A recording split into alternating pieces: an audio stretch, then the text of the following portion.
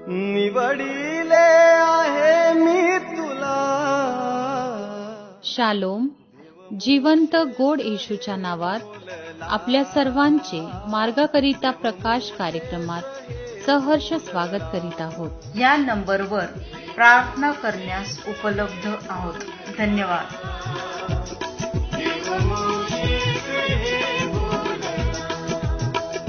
निवडिले आहे मी तुला, निवडिले आहे मी तुला. देव मोशेस हे बोलरा, देव मोशेस हे बोलरा. देव मोशेस हे बोलरा, देव मोशेस हे बोलरा.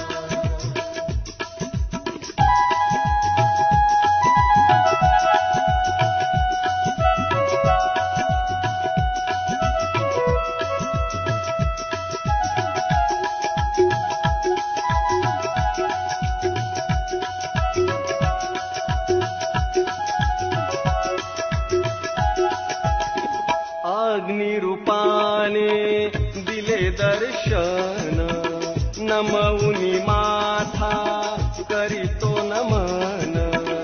अग्निरूपाने दिले दर्शन, नमऊनी माथा करीतो नमन. अग्निद्वारे प्रभू बोलला, अग्निद्वारे प्रभू बोलला. देव मोशेस हे बोलला, देव मोशेस हे बोलला. देव मोशेस हे बोलला, देव मोशेस हे बोलला.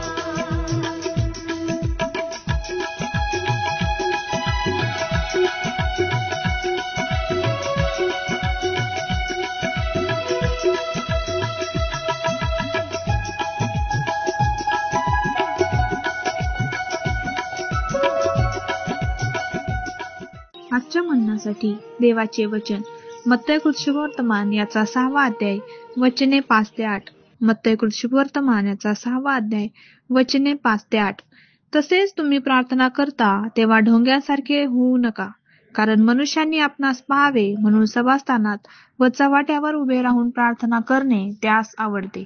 मी तुम्हास खचित सांगतो की ते आपले प्रतिफळ भरून पावले आहेत. तू तर प्रार्थना करतोस तेव्हा आपल्या खोलीत जा व दार लावून आपल्या गुप्तवासी पित्याची प्रार्थना कर, म्हणजे तुझा गुप्तदर्शी पिता तुला फळ देईल. तुम्ही प्रार्थना करता तेव्हा विदेशांसारखी व्यर्थ बडबड करू नका. आपल्या बहुभाषणामुळे आपले मागणे मान्य होईल असे त्यास वाटते.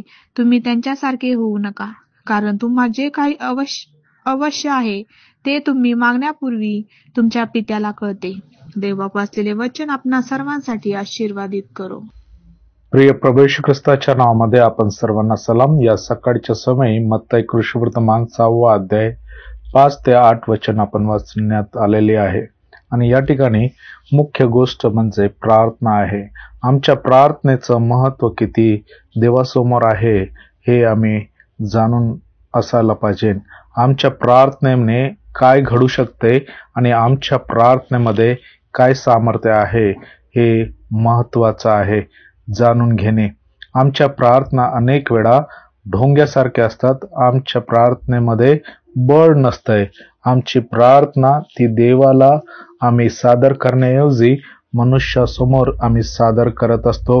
आणि असं वाटतं की आम्ही पित्याला खुश करण्याऐवजी आमच्या प्रार्थनेच्या द्वारे आम्ही लोकांना त्यांना खुश करण्याचा प्रयत्न करतो. आणि म्हणून देवबापाचं वचन सांगते 5व्या वचनामध्ये की आमच्या प्रार्थनेमध्ये ढोंग नसावं.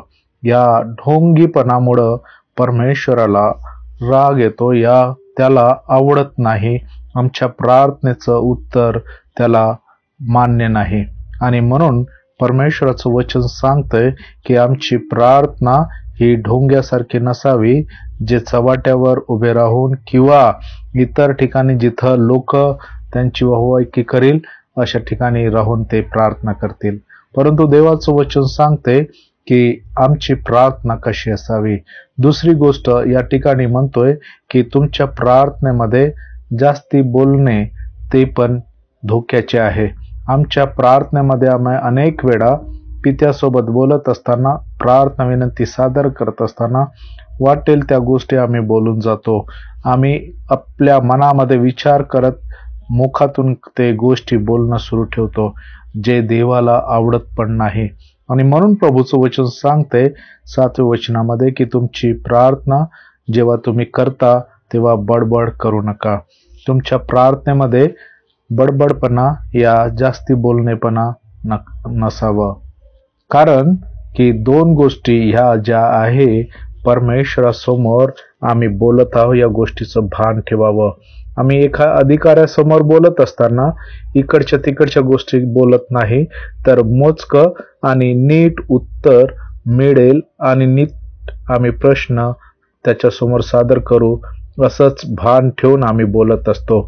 तर आमचं स्वर्गीय पिता पण आमची प्रार्थना ऐकत असताना आमचं बोलणं हे ढोंग्यासारखं नसावं आणि नाही बडबड करणारं असावं, परंतु आमच्या प्रार्थनेचं उत्तर मिळेल अशा रीतीने आम्ही प्रार्थना करायला पाहिजे.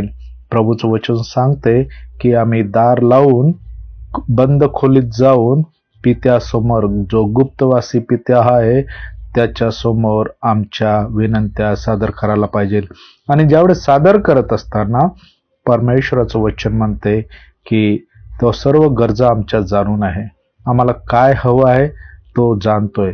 तर आमच्या प्रार्थनेमध्ये जो बोलणं आहे ते कमी असावं आणि परमेश्वराला सादर करणाऱ्या गोष्टी आम्ही बोलूया, तर निश्चितच परमेश्वर उत्तर देईल आणि आमच्या प्रार्थनेमध्ये ती सामर्थ्य उतरून येईल. आणि म्हणून आमच्या जीवनामध्ये आम्ही सदैव भान ठेवावं की आम्ही पित्यासोबत बोलत असताना प्रभू येशूच्या नावामध्ये निश्चित प्रार्थना ऐकणारा तो देव आहे. प्रार्थना करूया.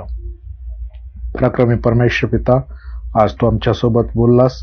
तुझं वचन सांगते की आमच्या प्रार्थनेमध्ये किती चांगले आणि सुंदरपणा असावा. आणि प्रभू, तू आमच्या प्रार्थना ऐकणारा, जाणणारा देव आहे आणि तुझं वचन म्हणते की तू आमच्या अंतःकरण जाणून आहेस. आणि म्हणून प्रभू परमेश्वर, आज जे कोणी आपल्या विनंत्या तुझ्यासमोर सादर करत असेल त्यांची प्रार्थना ऐक, उत्तर दे आणि त्यांना आशीर्वादित कर. प्रार्थना येशूच्या नावात मागतो म्हणून ऐक. आमेन. देव मोशेस हे बोलला, देव मोशेस हे बोलला, देव मोशेस हे बोलला, देव मोशेस हे बोलला. निवडिले आहे मी तुला,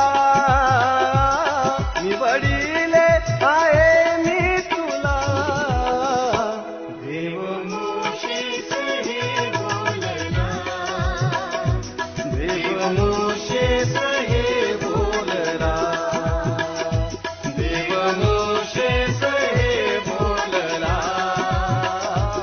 देव मोशेस हे बोलला, देव मोशेस हे बोलला, देव मोशेस हे बोलला, देव मोशेस हे बोलला.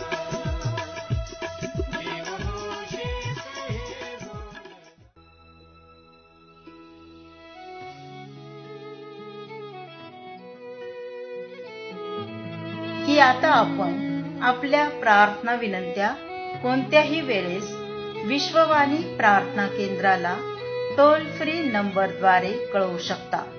आमचा टोल फ्री नंबर 1-800-2700-333.